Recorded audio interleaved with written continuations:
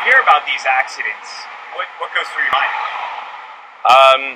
Often I want to know what all the facts are first. I think that a lot of times the first article that comes out is just reporting, and then often you feel it out and you find out different details. So I honestly just feel for the people immediately, and because I'm in the street every day, and so I understand what it means to feel for your life and be afraid. And when that comes full circle and you do get hit, I've been hit as well, and I understand that, and so it's a scary feeling because there's a lot of us out there. What happened when you were hit? I had a driver cut me off.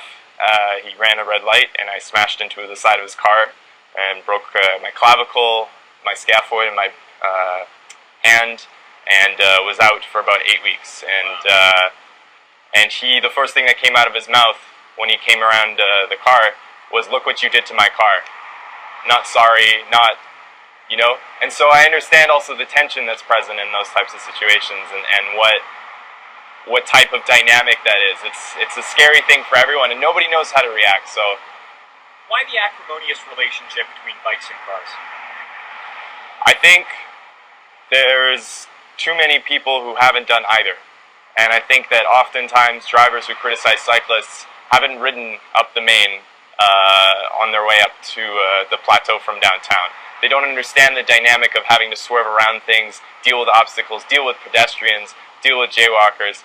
And I think that sometimes also people who have only ridden on bikes maybe don't understand that coming around the side of a car could scare people. So I think it's a misunderstanding. I truly don't believe that people in cars hate people on bikes, because those people go to parties and they have fun, But somehow in the dynamic of traffic, there seems to be this tension, and I don't think it's personal.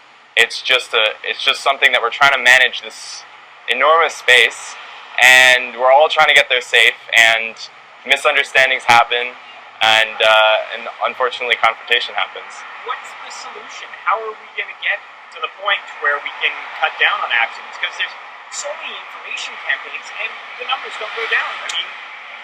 I think a huge part of it is approaching it from different angles. I don't think that necessarily information is the key. It's experience. It's understanding. I think that a huge part of maybe getting your driver's license should be to ride around on a bike and understand that. If you've never ridden a bike, you should also ride a bike if you're getting your license, so you understand both perspectives, and so that there's an equality of vehicle. There's no hierarchy. If you get in a car and you've never been on a bike, you automatically assume that the bike is a lesser mode of transportation that should be treated as a lesser. And so I think having some sort of equality brought into schools as well, having more education in schools. We have so many platforms in order to educate people. Why not introduce something that we use every day? Why not introduce education about public space, about transportation? It's the one thing that we do every day apart from eating, So who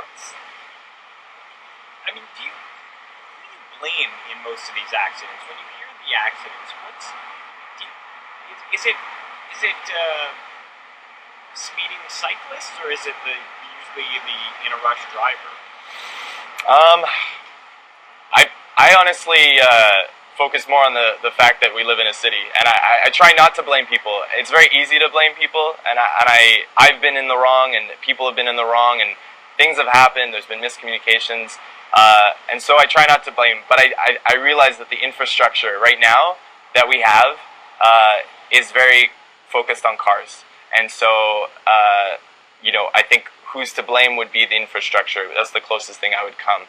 Improving the way things communicate on the street. Why are there only car lights and pedestrian lights? We have more than 3,000 Bixies rolling around the city, and they don't have their own way of of communicating with traffic.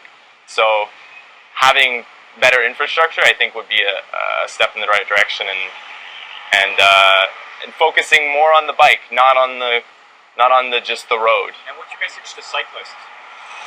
Be defensive. What is it? Be aware of your space, and take it as if you were a car.